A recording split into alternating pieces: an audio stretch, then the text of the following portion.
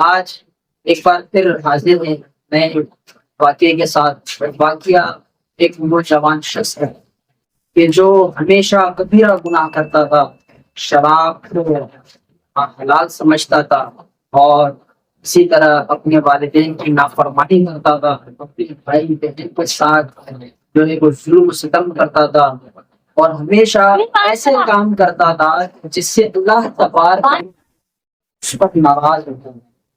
کچھ ٹائم بعد اس شخص نے سوچا کہ یار میں کیوں نہ توبہ کروں تاکہ اللہ تبارک و تعالی مجھ سے راضی ہو جائے اور مجھے جنت میں داخل کر دے۔ اب اس شخص نے یہ سوچا کہ میں توبہ کر دوں، اور اس شخص نے توبہ کی، اللہ سے رجوع کیا اور اپنی اس توبہ پر ثابت قدم رہا۔ کچھ عرصہ گزرا تھا، جو شخص نے توبہ کی تھی دوبارہ گناہوں میں مبتلا ہو گیا، دوبارہ وہ گناہ کر بیٹھا۔ جب یہ حالت ہوئی وہ شخص بڑا پریشان ہوا، سوچنے لگا کہ یار میں کیا کروں، کہ جب بھی توبہ کرتا ہوں کچھ ٹائم بعد میں اپنی اس توبہ سے ہٹ جاتا ہوں، یعنی وہ دوبارہ گناہ میں مبتلا ہو جاتا ہوں۔ تو اچانک اس شخص کے ذہن میں یہ بات آئی، کیوں نہ میں ایک ایسے عالم کے پاس جاؤں کہ جو مجھے ایک راستہ دے، اور وہ راستہ ایسا ہو کہ جس کے ذریعے میں اپنی توبہ پر قائم رہوں، اللہ تبارک و تعالیٰ کی نافرمانی نہ کروں۔ یہ سوچنے کے بعد وہ شخص جو ہے ایک عالم کے پاس گیا، اور اس عالم کو اس نے پورا اپنا واقعہ بتایا کہ میں اتنے گناہ کرتا تھا، ایک مرتبہ میں نے سچی توبہ کی، توبہ کرنے کے بعد کچھ عرصہ گزرا تھا، میں دوبارہ گناہ ہو گیا۔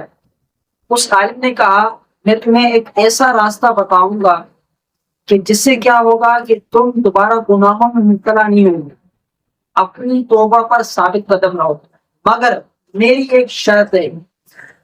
آپ اس شخص نے کہا کہ حضرت آپ کی کیا شرط ہے، مجھے بتا دیں۔ اس عالم نے کہا کہ کبھی بھی نہ خود سے جھوٹ بولو گے نہ مجھ سے جھوٹ بولو گے، یعنی ایک مجھ سے معاہدہ کر لو کہ کبھی بھی تم جھوٹ نہیں بولو گے۔ تو شخص نے کہا ٹھیک ہے، میں تم سے یہ معاہدہ کرتا ہوں کہ میں کبھی بھی جھوٹ نہیں بولوں گا۔ یہ معاہدہ ہوا۔ اس کے بعد اس عالم نے اور سنہری نصیحتیں فرمائی اور کچھ ترغیبات دی۔ اس کے بعد وہ شخص وہاں سے چلا گیا۔ جانے کے بعد کچھ ٹائم گزرا تھا کہ اس شخص کے ذہن میں چوری آئی، یار میں چوری کروں۔ اب وہ جیسے ہی چوری کرنے کی طرف گیا، جیسے ہی آگے چلا تو اچانک سے وہ بات اس کے ذہن میں آ گئی، یار میں نے اس عالم سے وعدہ کیا تھا میں جو ہے جھوٹ نہیں بولوں گا اور چوری کرنا حرام ہے، اور اگر اس عالم نے مجھ سے سوال کیا کہ تم نے چوری کی ہے یا نہیں، میں کیا جواب دوں گا۔ جب اس نے سوچا تو وہ چوری کرنے سے باز آ گیا، رک گیا۔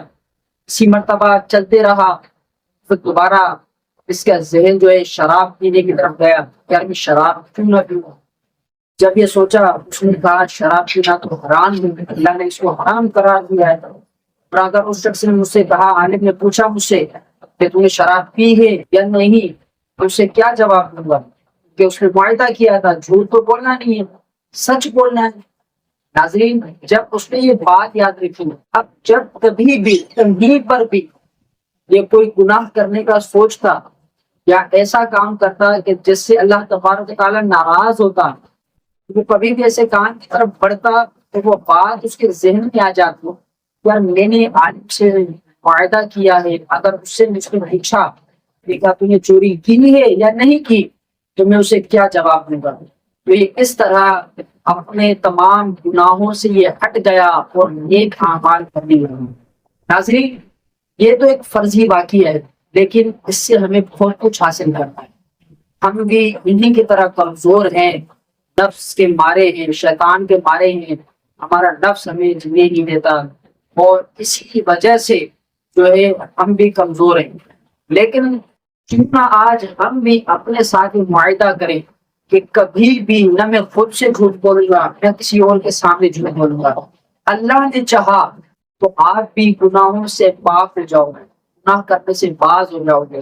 آپ سب کی اگر یہ شکایت ہے کہ میں توبہ کرتا ہوں دوبارہ گناہ میں پڑ جاتا ہوں، تو آپ اس ایک نصیحت کو لیں کہ کبھی بھی جھوٹ نہیں بولوں گا. اللہ نے چاہا تو انشاءاللہ جس طرح یہ نوجوان شخص نیک ہو گیا, گناہوں سے باز آ گیا, اللہ نے چاہا تو ایک دن آئے گا, ایک دن انشاءاللہ ہم بھی گناہوں سے ہٹ جائیں گے اور اپنی سچی توبہ پر ثابت قدم رہیں گے. اللہ تعالیٰ بھی سچی توبہ کرنے کی توفیق عطا فرمائے, نیک اعمال کرنے کی توفیق عطا فرمائے. جزاک اللہ خیر. اللہ تعالیٰ ہم سب کی دعاؤں کو قبول فرمائے. اگر آپ میرے چینل پر نئے ہیں تو میرے چینل کو سبسکرائب کر دیں تاکہ میری ہر روز آنے والی ویڈیو آپ تک بآسانی تک پہنچ جائے. جزاک اللہ خیر. شکریہ.